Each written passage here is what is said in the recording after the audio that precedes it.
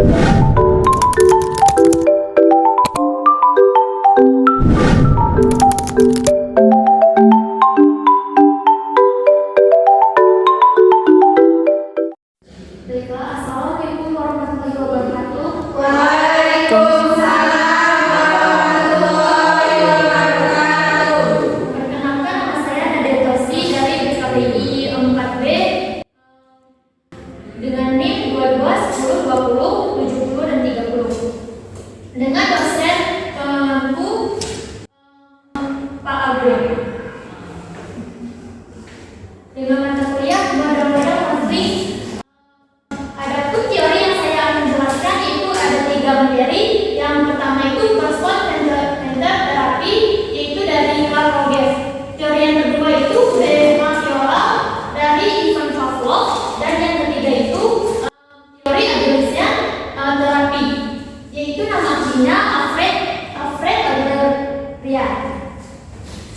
Baiklah, saya akan lanjutkan memaparkan materi Carl Rogers, yaitu person centered therapy. Person centered therapy ini dikembangkan oleh Rogers pada tahun 1951. Carl Rogers ini lahir pada tanggal 8 Januari 1902 di Oak Park, Illinois, Chicago. Carl Rogers ini adalah anak keempat dari 6 bersaudara, dan Carl Rogers ini adalah anak dari pasangan Walter dan Julia Paulson Rogers. Carl Rogers ini adalah seorang psikolog humanis yang menekankan keperluannya sikap menghargai dan tanpa pasangan dalam membentuk individu mengatasi masalah kehidupannya. Adapun sejarah person centered therapy, pada periode pertama pada tahun 1940-an, Rogers mengembangkan konseling non-detektif. Itu pada periode kedua pada tahun 1950-an, Rogers menggantikan nama pendekatan menjadi person centered therapy. Dan periode ketiganya yang dimulai pada akhir tahun 1950-an dan berlanjut hingga 1970-an membahas kondisi terapi yang diperlukan dalam memadai. Dan Carl Rogers ini adalah seorang psikolog humanis yang menekankan keperluan sikap menghargai dan tanpa prasangka dalam membantu individu mengatasi masalah kehidupannya. Adapun tujuan terapi, yang pertama itu tujuan umum terapi person centered therapy adalah untuk membantu kalian dalam mencapai tingkat kemandirian dan membesar hingga kalian dapat mengatasi masalah lebih dari mengidentifikasinya. Tujuan khusus terapi adalah yang pertama mengembangkan kesadaran diri, yang kedua itu pemberdayaan, yang ketiga itu optimis, yang keempat itu harga diri, dan yang kelima itu konkurensi, dan yang keenam yang terakhir itu ekonomi. Peran terapis menciptakan suasana hangat dan mendukung menggunakan empati. Yang ketiga menggunakan penerimaan tanpa syarat, dan yang kelima itu mendorong kalian untuk mengeksplorasi perasaan. Yang keenam menjadikan pendengar aktif yang betul menghindari keterlibatan stereotip. Fungsi terapis itu ada satu, memberikan ruang kepada kalian untuk fokus pada pengalaman mereka, maupun mulai dari awal lahir sampai seorang itu meninggal. Hubungan terapis dengan kalian, ada 2 orang berada di dalam hubungan psikologis. Dan yang pertama kita sebut kalian berada dalam keadaan rentan ataupun cemas. Yang kedua itu terapis adalah seorang konsensi dalam hubungan tersebut. Yang ketiga itu terapis mengalami perasaan positif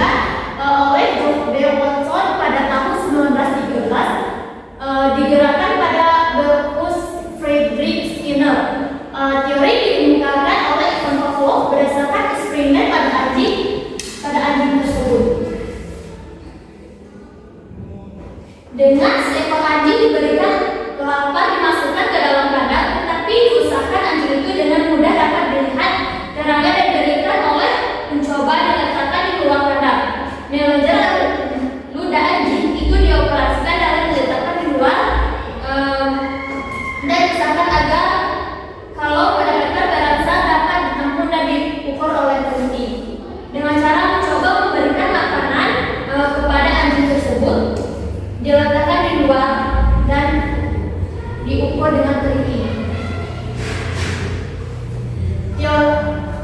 Teori pembahasan klasikal termasuk dalam teori behaviorisme. Ivan Pavlov adalah seorang psikologi dan dokter dari Rusia.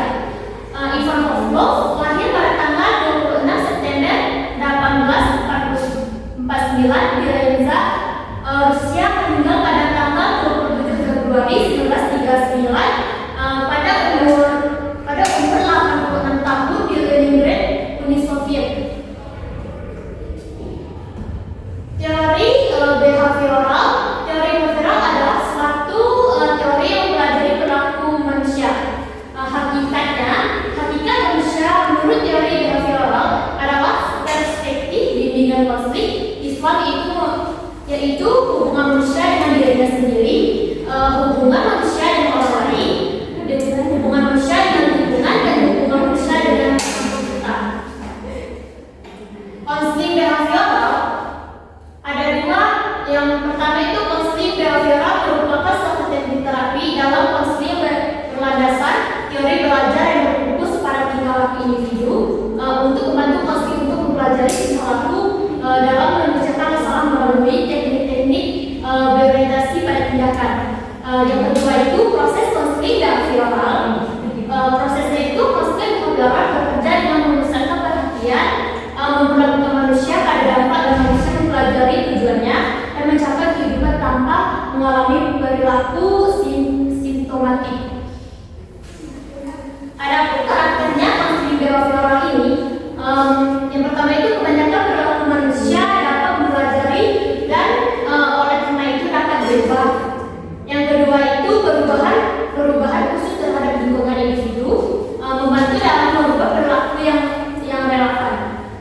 Yang ketiga itu prinsip-prinsip belajar sosial yang menggunakan untuk mengembangkan prosedur konseling. Yang keempat itu keefektifan konseling dalam hasil konseling dapat dinilai dari perubahan dari perilaku. Yang terakhir itu prosedur konseling tidak dapat ditentukan sebelumnya, tapi dapat secara khusus didesain itu membantu konseling dalam memecahkan masalah tersebut.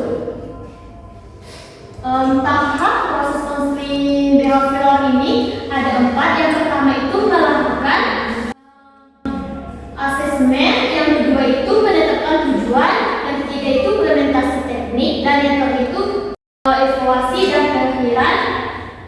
Tahap melakukan asesmen, konselor mengidentifikasi perilaku dilakukan oleh kalian ini. Yang kedua itu menetapkan tujuan, konselor menetapkan tujuan konseling berdasarkan kesepakatan bersama dengan mempertimbangkan kemampuan konseling tersebut. Yang ketiga itu implementasi teknik, adalah suatu tujuan dirumuskan oleh konselor dan konseling menentukan strategi belajar teknik. Dan yang terakhir itu evaluasi dan pengakhiran. Evaluasi proses pengajuan yang dibuat berdasarkan apa yang dilakukan oleh kalian. Pengakhiran berdasarkan membantu kalian mentransfer apa yang pelajari dalam konflik. Baiklah, masuk materi yang terakhir yaitu Alfred Adler adalah dokter dari Australia, di mana geografinya lahir pada tanggal 7 Februari 1870 di Rudolphin, Australia. Meninggal pada tanggal 28 Mei 1937, Aberdeen, Scotland. Tempat tinggal di Australia, bangsa Australia, dan pekerjaannya psikiatris. Dikenal atas psikologi individualnya dan suami istri Raisa Epstein.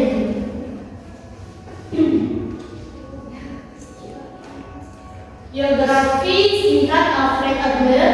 yaitu dilahirkan Meritus Traiby Octaviana, Australia pada 7 Februari 1870. Adler adalah anak ketiga dari 7 bersaudara.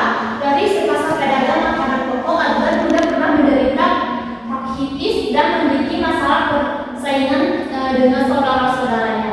Adler meninggal pada tahun 1898 dan Raisa Epstein memiliki 5 anak. Adler meninggal pada tahun 1937 di Skotlandia akibat serangan jantung. Jenazahnya dikremasi di Edinburgh, tetapi menjelang abu jenazah Adler baru ditemukan pada tahun 2007 dan disepakati di krematorium Warriston pada 2011. Abu tersebut dikembalikan ke kota asal kelahirannya tersebut.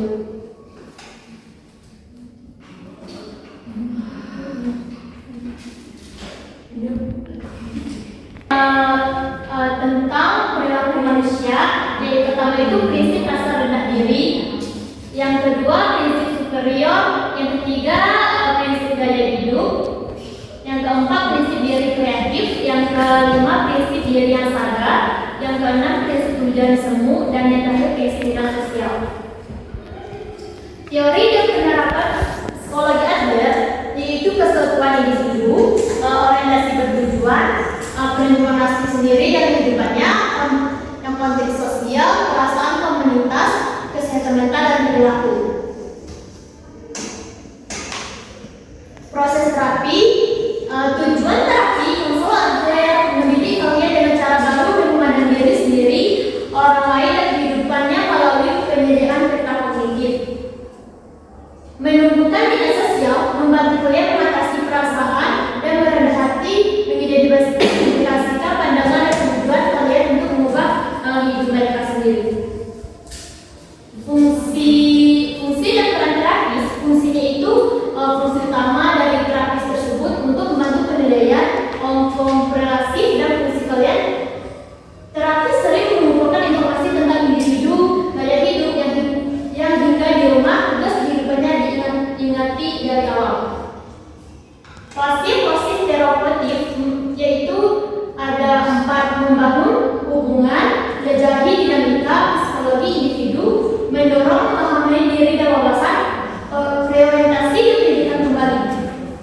Baiklah, itulah yang dapat saya paparkan dari 3 materi tersebut. Mungkin ada yang kurang paham ataupun yang ingin bertanya, saya persilakan.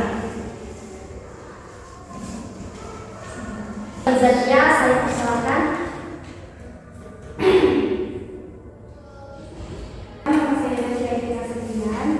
Di sini saya ingin bertanya kepada saudari Lydia. Menurut Adler, dorongan apa yang mengantarkan buat kami tingkah laku manusia?